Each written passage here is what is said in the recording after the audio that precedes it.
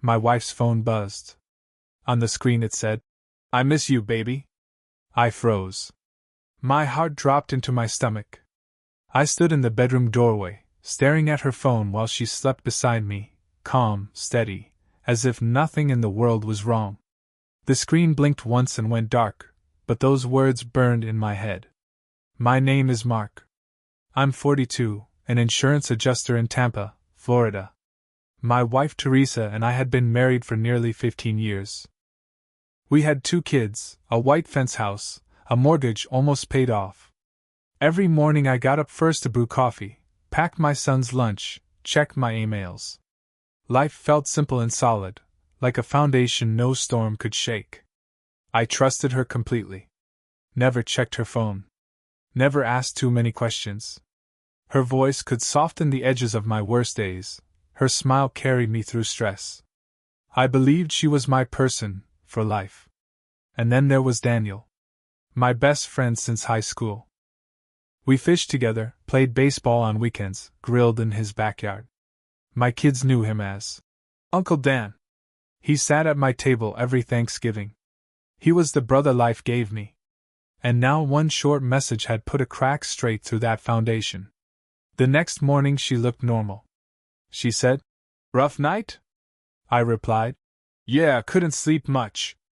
She smiled, too easily, too calmly. On Saturday Daniel came over, laughing the same way, shaking my hand hard. He tossed the ball to my son, praised my new grill. But then his eyes lingered on Teresa. Just for a second. And I noticed. And in that second I realized my life would never be the same. Late that night, when the kids were asleep, her phone buzzed again. A message lit up. Tomorrow. Same place. The sender's name was Daniel. Her laugh had always been familiar. But that night, it wasn't meant for me. We sat in the kitchen, the 3 of us. I poured wine, Teresa set down a plate of cheese, and Daniel told a story about his job. She suddenly laughed, soft, bright, too alive. It was the kind of laugh she used to give me. My stomach tightened as I watched her tilt her head toward him, the glow of the kitchen light catching the curve of her lips. I said, "What's so funny?" She said, "Oh, nothing, you wouldn't get it." He said, "See, Mark, we've got our old inside jokes." Inside jokes. The words cut me sharper than the wine glass stem I was holding.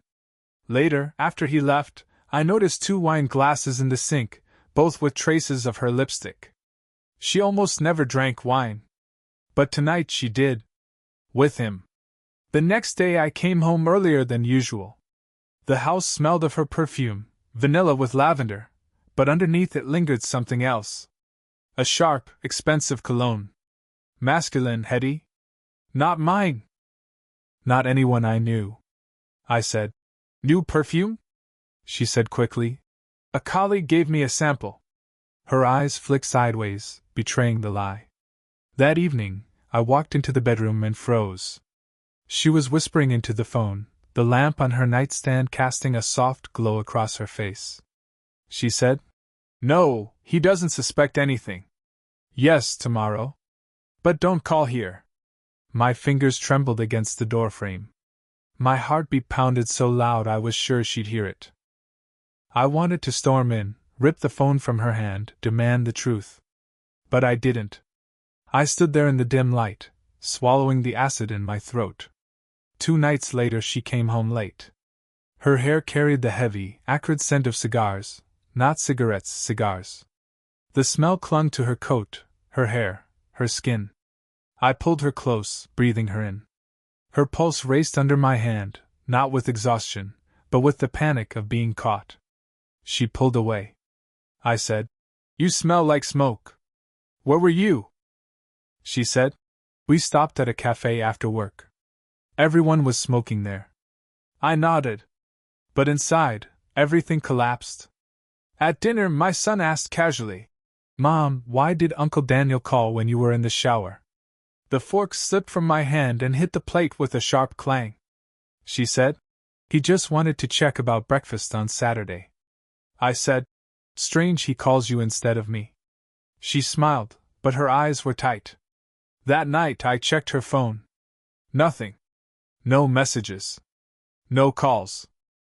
But several chats were simply gone. Deleted. Entire threads erased like they'd never existed. I lay beside her, listening to her steady breathing in sleep. The scent of her shampoo filled the room, vanilla and lavender. Familiar, but foreign now.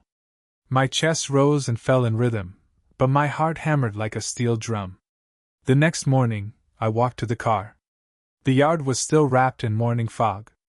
As I opened the glove compartment, a folded slip of paper fell into my lap. A receipt. I smoothed it out. A restaurant downtown. Dinner for two.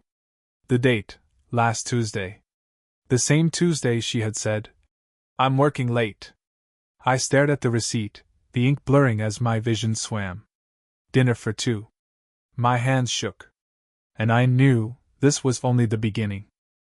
I held the receipt in my hand, and it felt like it was burning through my skin. Just numbers, a date, and a simple line. Dinner for two. But inside me, it screamed louder than any confession. I shoved it into my pocket and spent the entire day restless. At work, the monitor glowed in front of me, but all I saw was that folded slip of paper. Every time Teresa's phone buzzed with a new message, something inside my chest tightened until I could barely breathe. That evening I tried to test her. I said, "You got home late Tuesday. How was work?" She said, "Busy.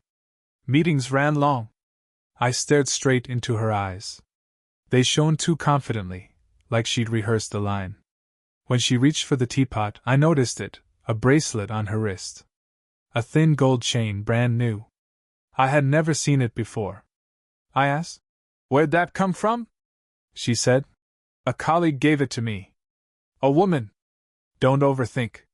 Her tone was calm, but her fingers trembled as she tugged down her sleeve. The next day, I ran into our neighbor by the gate. He said, "Hey, saw you had company Tuesday night? There was a black sedan parked out front till almost midnight." "Nice car." I said. "What car?" He shrugged. "Not yours, I guess. I figured someone came to see you." Cold spread through me like ice water.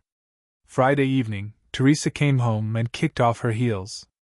I noticed dark dust clinging to the edges of her shoes, like she'd walked across a parking lot or a garage. Yet she claimed she'd been at a cafe with friends. I said, "Strange. Don't you usually change shoes there?" She said, "Come on, you're staring at things too closely now." She smiled, but the smile carried irritation, not warmth. The following morning, I carried out the trash and saw it, a small velvet box in the bin. Inside, a card. Just one sentence written in neat script. "You deserve better." No signature. I slipped the box into my pocket. My pulse hammered so hard I could feel it in my throat. Sunday came. The kids played in the yard while I stepped into her office. On her laptop, a browser window was open, flights to Chicago. I said, "Who's flying?" She said, "A coworker asked me to check schedules. I just forgot to close it." But the search bar glowed, 2 adults. From then on, I watched her more closely. When Daniel stopped by, she straightened her back, brushed her hair from her face, spoke with too much energy. When I entered the room, her smile disappeared. One evening I heard them outside in the driveway. His voice was low, steady. "I'll swing by Wednesday. We'll go over everything." She replied, "Fine, but be careful." When I stepped out the door, their voices died instantly, like someone had cut the power. Later that week, I noticed a notification on my son's phone from our family chat. For a second, I caught it before it vanished. Daniel had sent Teresa a heart emoji. She deleted it immediately, but the reflection on the screen was enough for me to see. I started keeping notes. Dates, times, smells, little details. The receipt. The bracelet. The neighbor's remark. The box. The flights. The emoji. Piece by piece, it formed a picture so clear it made me sick. But I still didn't have undeniable proof. That night, while searching her bag for keys, I found an envelope at the bottom. Inside were photographs. My hands shook as I pulled them out. In one of them, Teresa sat at a table in that same downtown restaurant. A candle flickered between her and Daniel. 2 wine glasses gleamed, and her hand rested on top of his. I stood in the dark with the envelope, the room closing in on me. Everything I thought was my life suddenly felt like it belonged to strangers. In that moment I knew betrayal could no longer be denied. But I didn't yet realize the confrontation ahead would change everything. The photographs stayed with me like a shadow I couldn't shake.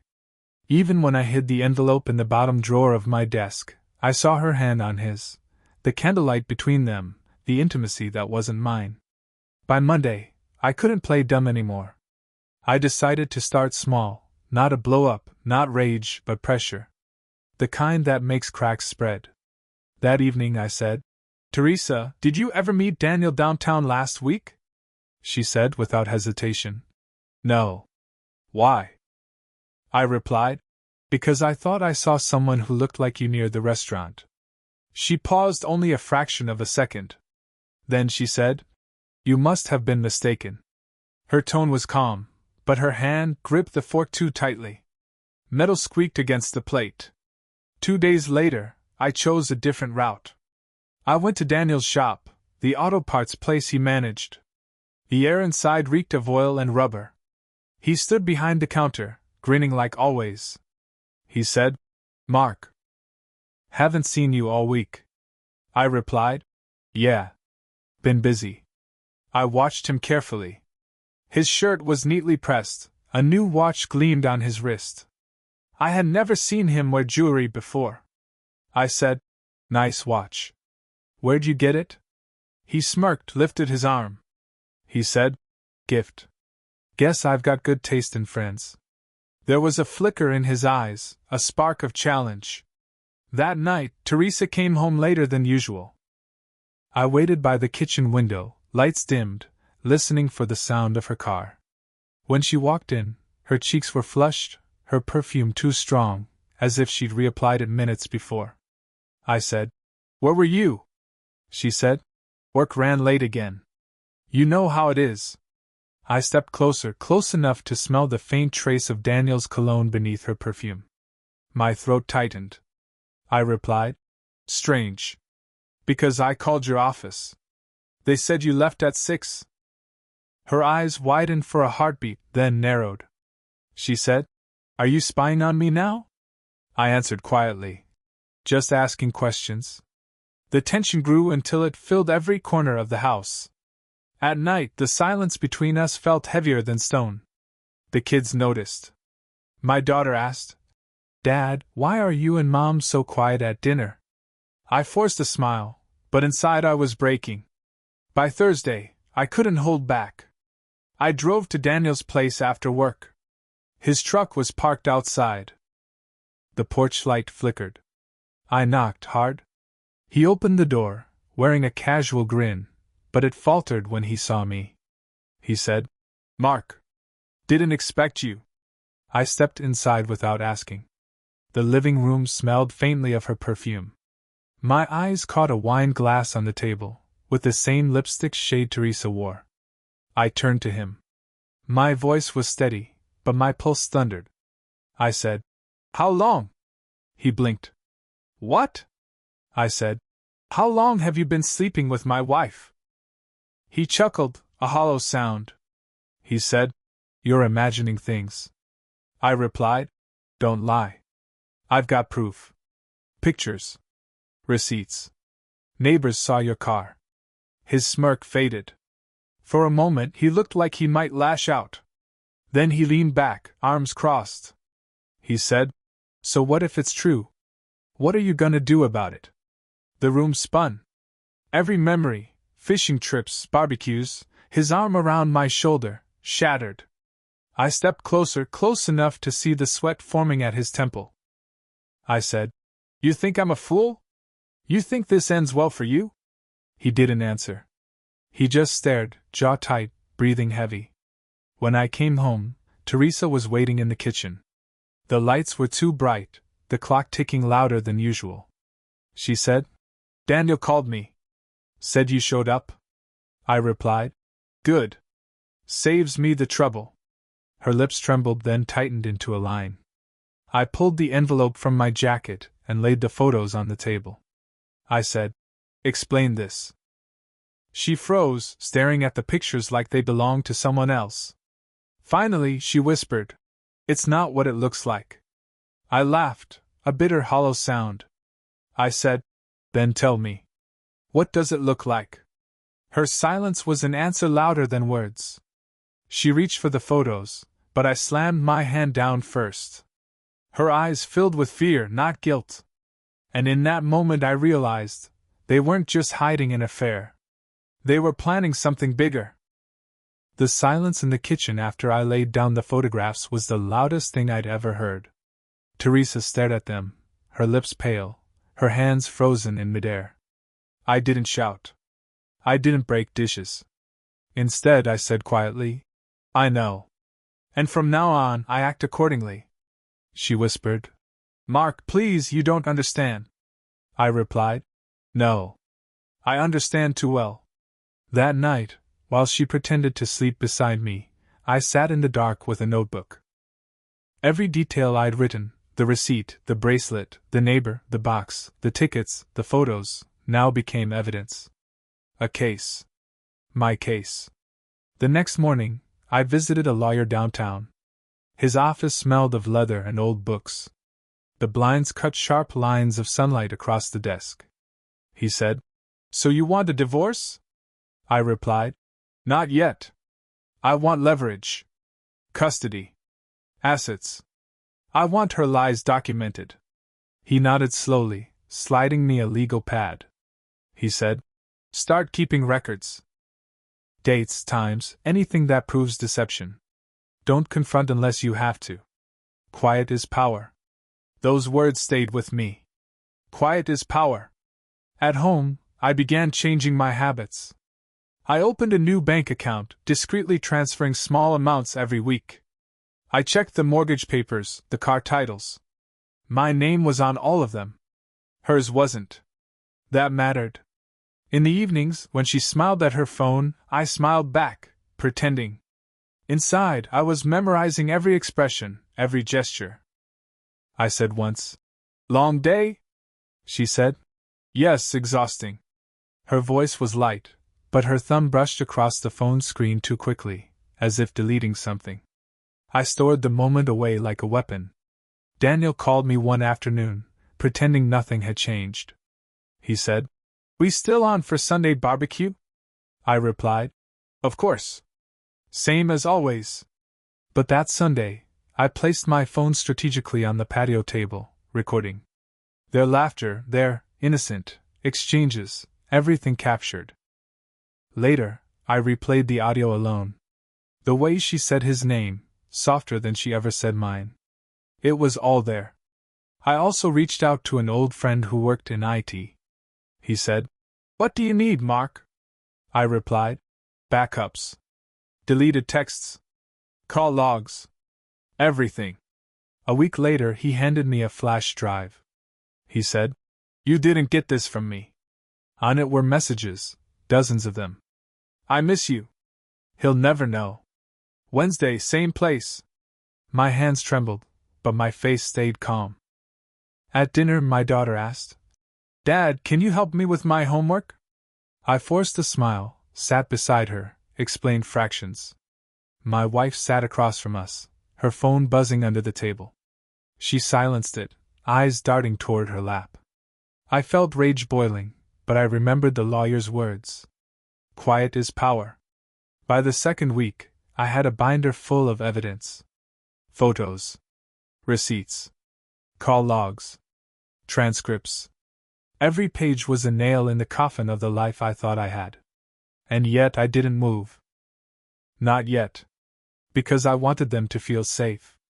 To believe I was still blind. That was the trap. One night, as I filed the latest screenshots into the binder, I heard Teresa's voice downstairs. She was on the phone, whispering urgently. He suspects nothing. By Sunday, it'll all be done. I closed the binder slowly, my heart beat steady now. Whatever they planned, I was ready. Sunday came, and I carried the binder upstairs, sliding it beneath the bed where Teresa would never look. Every page, every screenshot, every receipt was now my shield. But there was one thing no binder could protect: the children. They had started to notice. At breakfast, my son asked, "Dad, why don't you and Mom sit next to each other anymore?" Teresa froze with her spoon halfway to her mouth. I replied, "Sometimes people just need space, son. That's all." He frowned, confused, then looked at her.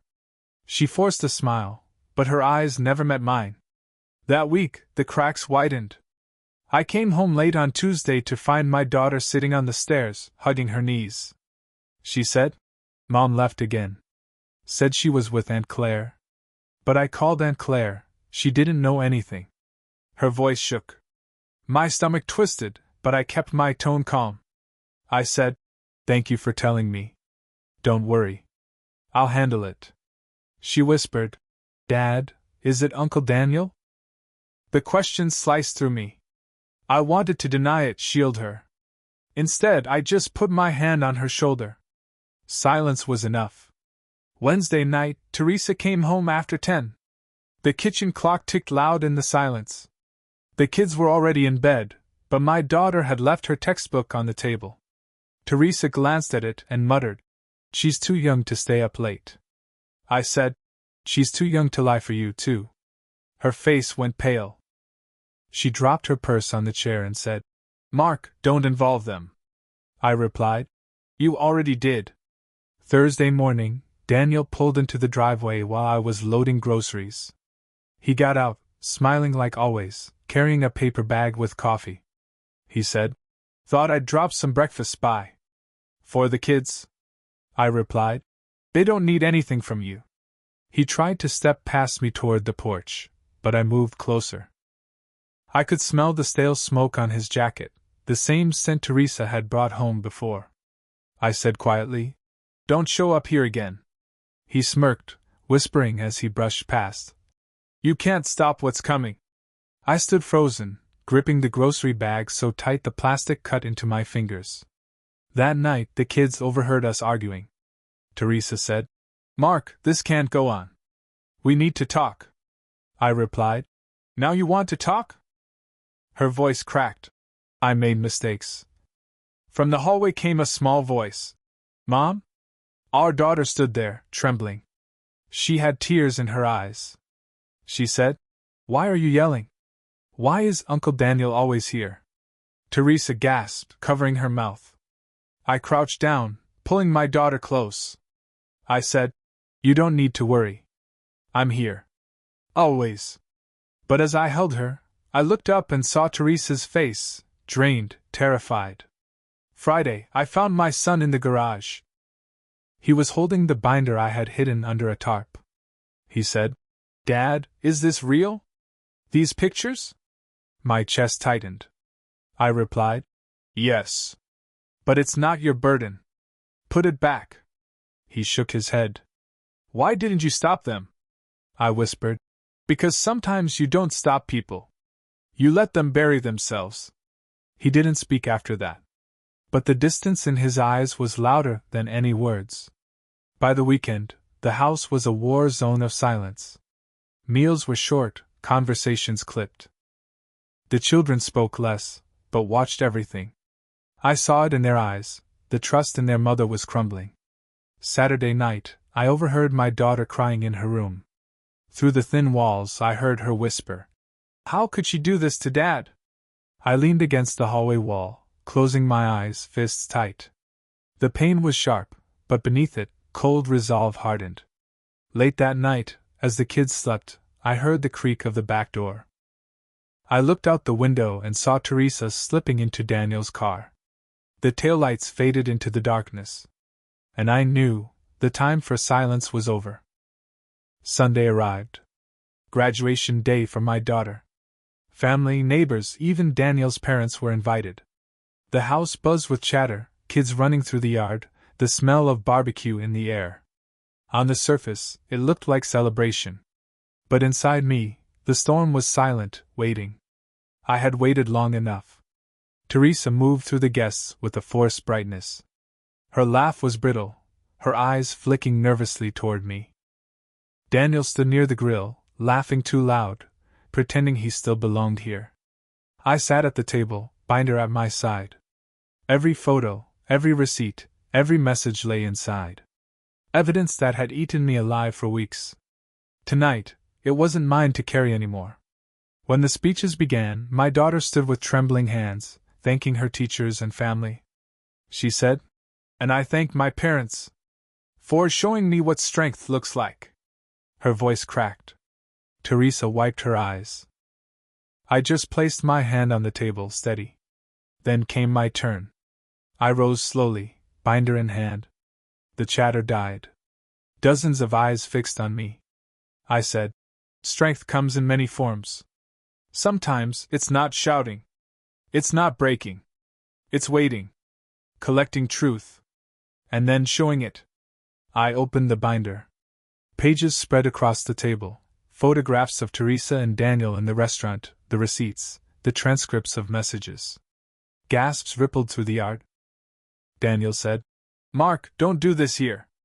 I replied, "Where else? In front of the people who thought you were family?" Teresa's face went white. She said, "Please, not now." I answered, "No. Exactly now." Neighbors whispered. My son stared wide-eyed. My daughter clutched her hands to her mouth. Daniel stepped forward, fists tight, his voice low. He said, "You'll regret this." I replied calm, "No. You will." The air turned heavy, silent except for the sizzle of the grill. Finally, Teresa reached for the photos. Her hands shook so hard the paper slipped. She said, "I never wanted it to go this far." I replied, "But it did. And it ends today." Daniel tried to speak, but his father stepped in, his voice hard. "You've shamed us all." Daniel froze, color draining from his face. The children clung to me, trembling. My daughter whispered, "Dad, thank you." And I realized, this wasn't just about revenge. It was about showing them what truth looks like, even when it cuts. I gathered the papers back into the binder. Looked once more at Teresa. Her eyes were wet, her lips trembling, but I felt nothing. Not anger. Not love. Only silence. I said, "We're done." I turned to the guests. I said, "Would you forgive a friend for this? Write in the comments, and tell me, from which city are you watching?" And with that I closed the binder for the last time.